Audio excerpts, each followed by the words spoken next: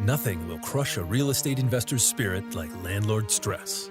The difference between being successful and miserable in managing properties is education. Welcome to Landlord University, where landlords learn. Landlord University is recorded from inside the RentPrep office, where Stephen White and Jeff Pearson share the lessons learned from working with some of the most successful landlords. Welcome to Landlord University Night School. I'm Jeff Pearson. I'm here with my co-host, Stephen White. Hello, Stephen. How are you doing this evening? Pretty good, Jeff. We're staying warm throughout another snowstorm here in Western New York. Oh, so, good. Yeah, seems to be never ending, but Right. but it's good. We're all making it to the office, so that's a good thing, and continuing to take landlord phone calls. And the episode that we're going to be doing right now has to do with a recent phone call that we had taken, and thought it would make a really good topic for the show because it kind of addresses an issue that you don't really think of very often. And so we're going to be talking about co-applicants and how they also need to meet your criteria. And I think for the most part, landlords and most people just assume that, the co-applicant is going to meet all of the criteria. That's why the person would have chosen them as a co-applicant. Right.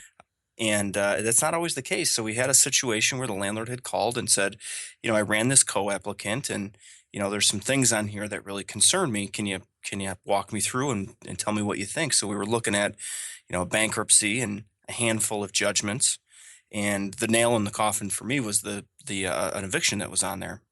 So when you're looking for in a situation where you're screening a co-applicant, you expect them to be the person who's fiscally responsible, not just financially responsible in terms of if something goes wrong, they're going to be the ones that have to pay, but fiscal responsible as far as they have a history of paying. So you don't want to put somebody in that position of responsibility when they themselves are not responsible payers either.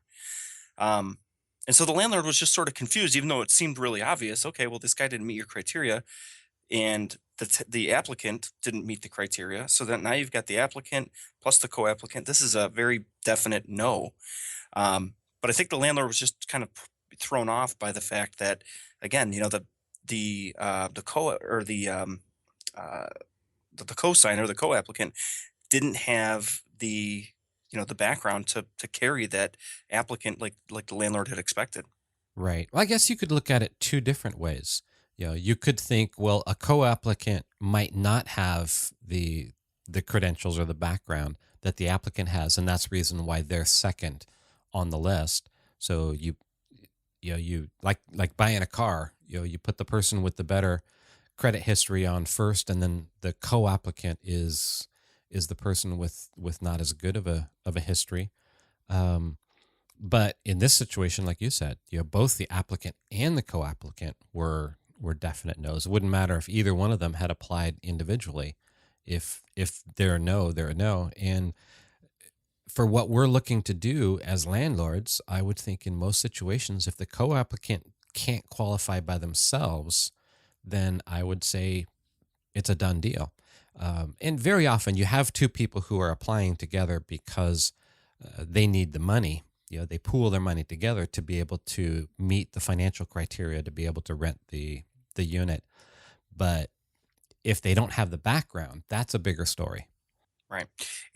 In this case, it was the landlord was looking at it also from the perspective of the applicant, the first applicant was we'll say the breadwinner, the one who was going to be, his employment was really being looked at and considered, and he was the one who was earning more.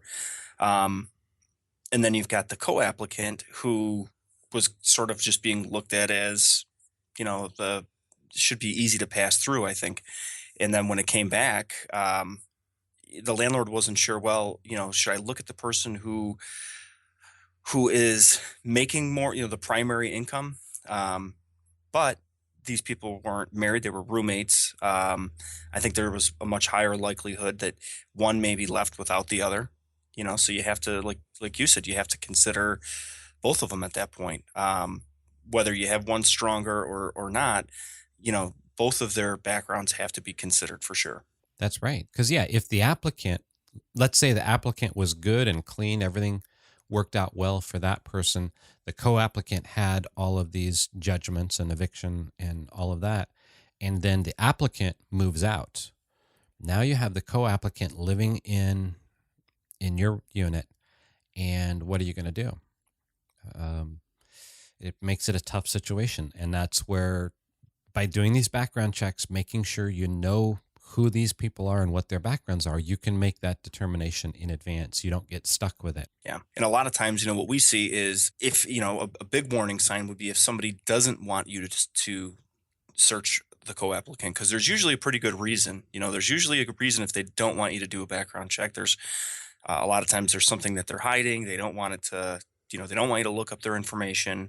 And I think that a lot of times, especially notoriously bad tenants, understand the system and how it works, and they're gonna give the person's information that has the cleaner of the records, cleanest of the two. So it wasn't surprising to us to see a co-applicant that had really a troubling record, because I think that's kind of typical for how it goes. If you're in a situation where you're applying, you want that stronger applicant to put their information in, and you're going to hopefully get it just on their merits alone. That's right. But it's not always, again, like you said, not always the case. They can move out.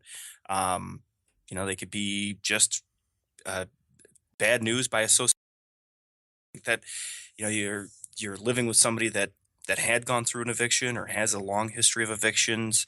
And there's certainly going to be an influence there if the tides turn and things go bad.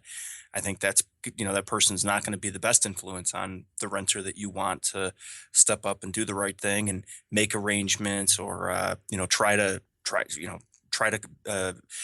come through and get the rent paid. They're more probably likely to say, I've been through this. Let me show you some. Let me show you some of the ropes here and how we're gonna handle this situation. So definitely want to make sure both come through clean. Yes, and as in everything that we've talked about here before, it's important to make sure that you plan ahead. When you're thinking about renting a place out, you want to make sure that you establish your criteria for your tenants, and you have to decide what your criteria will be for co-applicants. And I could see, to a certain extent, being a little bit more lenient to a co-applicant on some of the financial stuff. Maybe a bankruptcy in the past, but everything else is good. No evictions. Things are being paid, and it's 5, 6, 7 years in the past. Right. It's getting closer and closer to dropping off their credit reports. Right. You might be willing to accept something like that if you've got a strong applicant. Whereas if that person was the sole applicant, you might not. But however you decide to do that, whatever criteria you decide to set, one, do it in advance. And also, you want to keep in mind that whole concept of what if the primary applicant moves out? They suddenly get a job transfer. They have to move to the other side of the country. They're gone.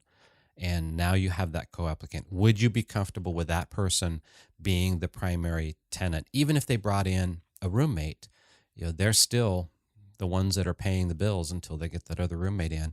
Would you be comfortable with that person? You have to keep that in mind. Right. Exactly. Great. Well, I think that's going to bring us to the end of this one. Thank you very much, Stephen. I look forward to talking with you tomorrow evening. Great. Thanks, Jeff. Thanks for listening to Landlord University. And remember to visit rentprep.com/landlordu to see show notes and access free resources like forms and guides. And be sure to check out Jeff Pearson hosting his own hit podcast at thementorimpact.com.